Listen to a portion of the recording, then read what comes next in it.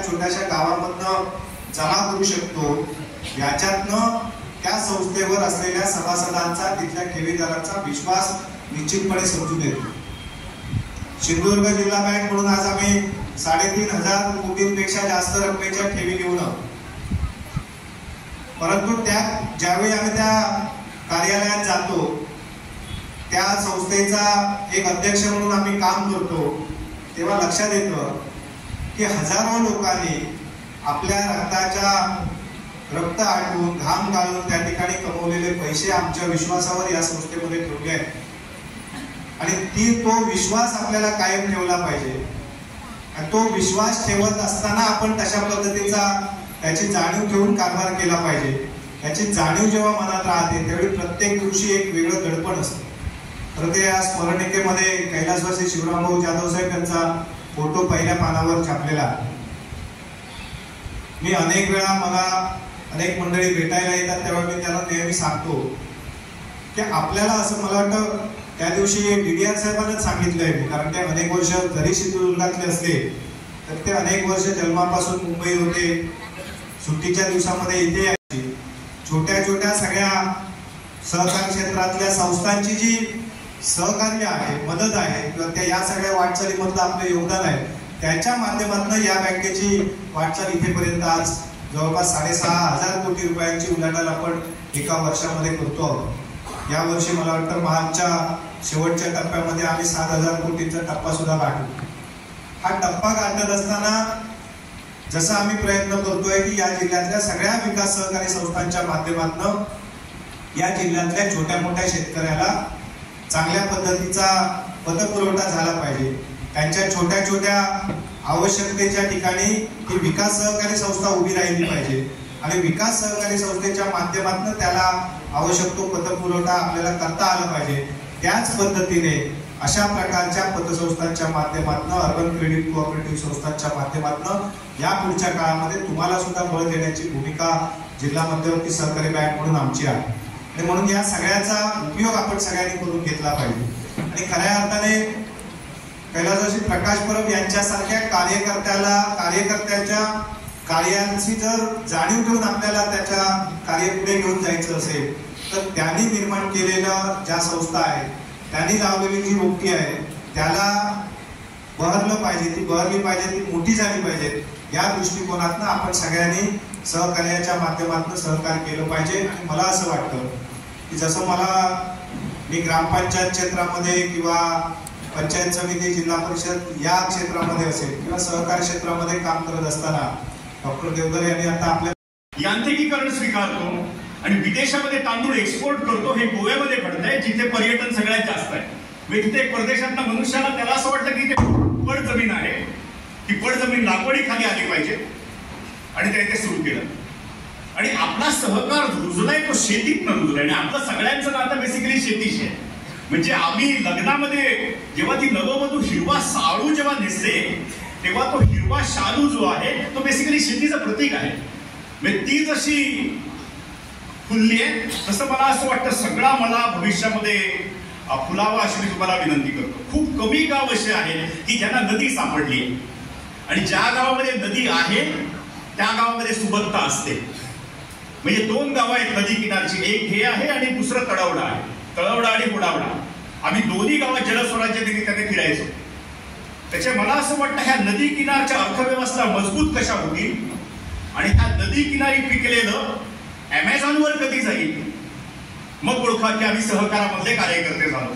आज गडबड अशी आहे, मी कुडाळमध्ये जेव्हा अमेझॉनचं ऑफिस जाऊन जेव्हा बघतो तेव्हा देश विदेशातल्या गोष्टी अमेझॉनवर कुडाळमध्ये उपलब्ध आहेत. गावागावामध्ये ए लिहिलेला मनुष्य डॉमिनोज पिझ्झा डिलिव्हरी सारखं सरकार फिरतोय. तुम्ही काहीतरी क्रॉस केलं असेल. मला माझ्या गावातला लाल तांदूळ, माझ्या गावातली नाचणी, माझ्या गावातली जी कुठची पिकं असतील ती अमेझॉनच्या प्रकाश आहे त्याप्रमाणे आता चिरंजीव सोबत आम्ही आहोत, पुढची वाटचाल करतोय.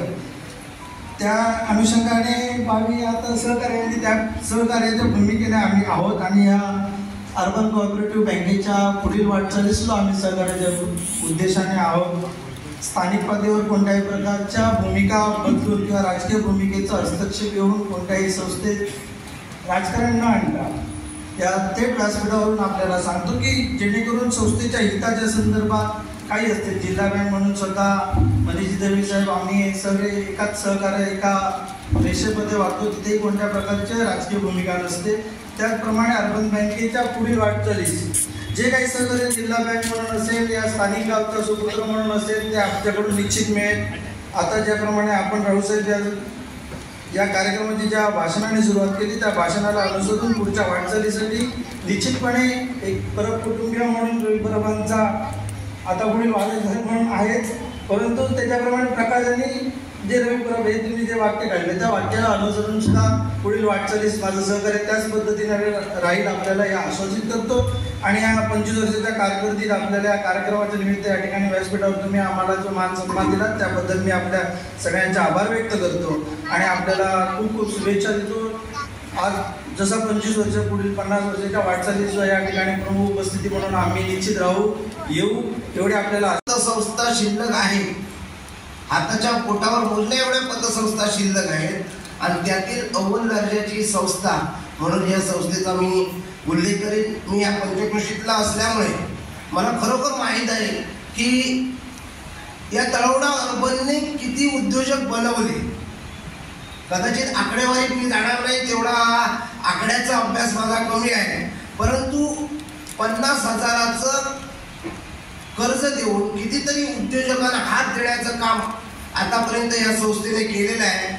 आम्ही त्याचे साक्षीदार आहोत. आज जे तळवडा बाजारपेठेत असू द्या, आमच्या निरवडा येथील काही उद्योजक असू द्या, ते घडवण्याचं काम या संस्थेने केलं आणि ही फार मोठी अभिमानाची बाब आहे. आता ठेवी वाढल्यामुळे कदाचित ठेवीची गुंतवणूक असेल किंवा कर्ज देण्याचं प्रमाण असेल त्याच्यात कमी जास्तपणा काहीतरी येईल, परंतु जेव्हा काय नव्हतं तेव्हा हात देण्याचं काम या उद्योजकांना या तळवडा अर्बनने केलं आणि याचं सगळं श्रेय मी सन्माननीय कैलासवासी प्रकाशजी परब यांना देईन. अत्यंत जे नियमावली त्यांनी ठरवलेले आहे आणि जी स्थापन करताना जो उद्देश ठरवला होता तो उद्देश आतापर्यंत या संस्थेच्या त्यांच्या सगळ्या सहकार्याने पूर्ण करण्याचं काम आतापर्यंत केले आहे. म्हणून ही संस्था आज उभी आहे. नाहीतर जर उधळपट्टी झाली असती. एक दिवस आले आणि म्हणाले आपल्या तळवगवडे गावाचा जर विकास साधायचा असेल तर तिथे एखादी पतसंस्था असली पाहिजे, चौगले साहेब तुम्ही मदत केली पाहिजे. आणि इतरांच्या प्रस्तावाप्रमाणेच साहेब म्हटलं आपल्याला ग्रामीण बिगर शेती किंवा नागरी याच्या 2 प्रकारच्या पतसंस्था स्थापन करता येतात, परंतु साहेबांचा आग्रह होता आपल्याला नागरी आणि ग्रामीण नको होतं, अर्बन हे नाव असलं पाहिजे. थोडं अर्बन या रूपामध्ये आपल्याला तळवड्यामध्ये परिवर्तन करायचं आहे, त्यामुळे तुमचं सहकार्य लाभलं पाहिजे. आणि त्यांच्या त्या शब्दाला मान देऊन त्या स्पर्धेमध्ये परब साहेबांनी हा प्रस्ताव तयार करून घेतला. अर्बन हे नाव मिळवण्यासाठी त्यांनी प्रयत्न केले आपल्या स्तरावरून, त्याबद्दल मी काय जास्त बोलत नाहीये. आणि त्यावेळी ही संस्था स्थापन झाली तेव्हापासूनच्या आतापर्यंतच्या कालावधीमध्ये त्यांच्याबरोबरच्या काही ज्या संस्था होत्या, अनेक संस्था रजिस्टर झाल्या, अनेक संस्था नोंदणी रद्दही झाल्या. सभासद हो, आपल्याला सहकारी संस्था चालवणं एवढं सोपं नाहीये. आपल्याला सहकारी संस्था स्थापन करण्याच्या बाबतीत समान विचार आणि समान गरजा असलेल्या लोक एकत्र येऊन जी संस्था स्थापन केली जाते त्याला सहकारी संस्था अशी म्हटली जाते. परंतु आपण सर्व एका विचाराने, एक दिलाने आणि एका गरजे